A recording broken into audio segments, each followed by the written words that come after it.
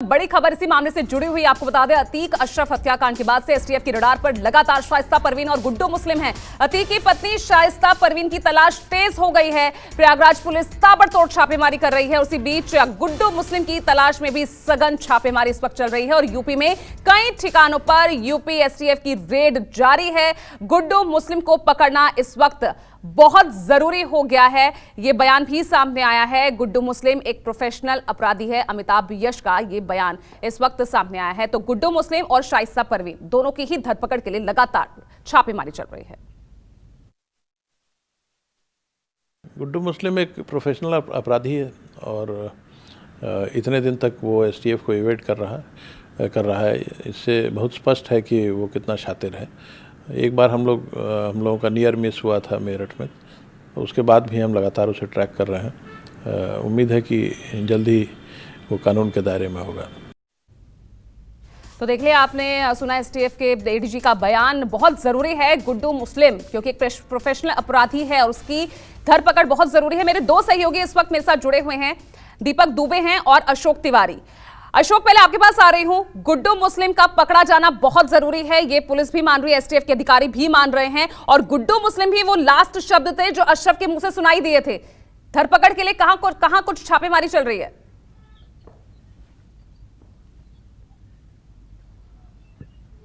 देखिए, निश्चित तौर पर अतीक अहमद और अशरफ की हत्या किए जाने से पहले अतीक के मुंह से जो आखिरी शब्द निकला था वो गुड्डू मुस्लिम ही था और वो शायद गुड्डू मुस्लिम को लेकर कुछ कहना भी चाह रहे थे।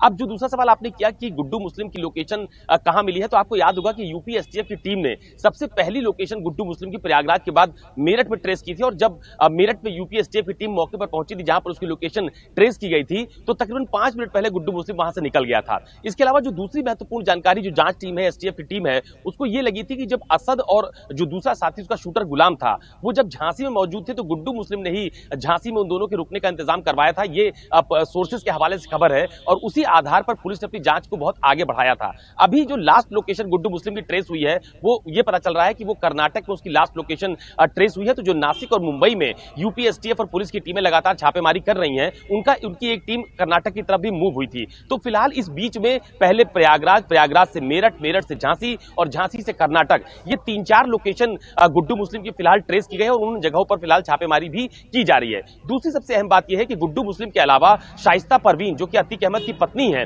उनकी भी लोकेशन अभी तक पुलिस को प्रॉपर तरीके से ट्रेस नहीं हो पाई है। और ये जब अतीक अहमद और अशरफ की हत्या की गई थी तो उस समय ये कहा जा रहा था कि शायद उनके अंतिम संस्कार में शाइस्ता परवीन शामिल हो, शायद वो सरेंडर एप्लीकेशन डाले, लेकिन उस वक्त भी उसकी तरफ से कोई इस तरह की गतिविधि देखने को नहीं मिली। तो कोशिश अभी यही की जा रही है कि अतीक अहमद और अशरफ की हत्या करने के बाद जो बाकी बचे हुए अपराधी हैं जिनके खिलाफ मुकदमा पंजीकृत किया गया था, जिसमें साबिर है, अरमान है, गुड्डू मुस्लिम है, शाइस्ता परवीन है और तमाम सारे लोग जो उनके गैंग से जुड़े हुए लोग थे, उन सब की तलाश लगातार की जा रही है। लेकिन गुड्डू मुस्लिम की फिलहाल अभी एग्जिट लोकेशन वो पुलिस के हाथ नहीं लगी है। कहा यह जा रहा है कि उसके तमाम सारे जो करीबी हैं, सहयोगी हैं, उनसे पुलिस ने गुप्त रूप से पूछताछ भी की है। और एक बात और इस पूरी तफ्तीश में सामने आई थी कि गुड्डू मुस्लिम ने जब अतीक अहमद और अशरफ की हत्या प्रयागराज में की गई अस्पताल के बाहर, तो उसके बाद वीडियो कॉल के माध्यम से, यानी कि यूं कहें कि इंटरनेट कॉल के माध्यम से अपने किसी करीबी से इस बात की जानकारी लेने की कोशिश की, क्या यह सही है, क्या ऐसा हुआ है या नहीं हुआ है। ये भी इनपुट फिलहाल यूपी पुलिस और एसटीएफ को प्राप्त हो चुके हैं और तमाम सारे इनपुट, यानी कि मेरठ कनेक्शन, झांसी कनेक्शन, प्रयागराज के कनेक्शन, अभी जो कर्नाटक की बात कही जा रही है वहां के कनेक्शन, तमाम सारे कनेक्शन, उनके जो नजदीकी लोग हैं उनसे फिलहाल पूछताछ की जा रही है। और पुलिस की तरफ से यह भी कहा जा रहा है कि जल्द ही गुड्डू मुस्लिम को भी पकड़ लिया जाएगा। अभी बीते दिनों जब अमिताभ यश जो यूपी के एसटीएफ के एडीजी हैं, उनकी तरफ से भी कहा जा रहा था कि कई बार चंद मिनटों की देरी हो जाने की वजह से वो हम लोगों के हाथ से निकल गया है, लेकिन बहुत ज्यादा दिनों तक वो बच नहीं पाएगा क्योंकि टीमें लगातार उसको ट्रेस करने की कोशिश कर रही हैं, उसकी लोकेशन को ट्रेस करने की कोशिश की जा रही है। गुड्डू मुस्लिम प्रयागराज और आसपास के जनपदों में किन किन लोगों के संपर्क में रहता था ये भी पता लगाया जा रहा है। ऐसी एक बड़ी फेहरिस्त भी तैयार की गई है, किन किन लोगों से उसकी बातचीत होती थी उनसे भी पूछताछ की गई है। तो कुल मिलाकर एक बड़ी घेरेबंदी यूपी पुलिस और एसटीएफ की तरफ से कही जा रही है और पुलिस की तरफ से यह दावा किया जा रहा है कि जल्द ही गुड्डू मुस्लिम को भी पकड़ लिया जाएगा। लेकिन ये अभी भी पुलिस के सामने एक बड़ी चुनौती बने हुए हैं। शाइस्ता परवीन, गुड्डू मुस्लिम, साबिर और अरमान, ऐसे तमाम सारे लोग हैं जिनको अभी तक पुलिस पकड़ नहीं पाई है। लेकिन इतना जरूर है कि पुलिस के पास बिल्कुल अशोक और दीपक दुबे भी हमारे साथ बने हुए हैं। गुड्डू मुस्लिम का पकड़ना जितना जरूरी है उतना ही जरूरी शाइस्ता परवीन का भी है। दीपक, शाइस्ता की आखिरी लोकेशन कहां ट्रेस हुई है, क्या जानकारी से लेकर?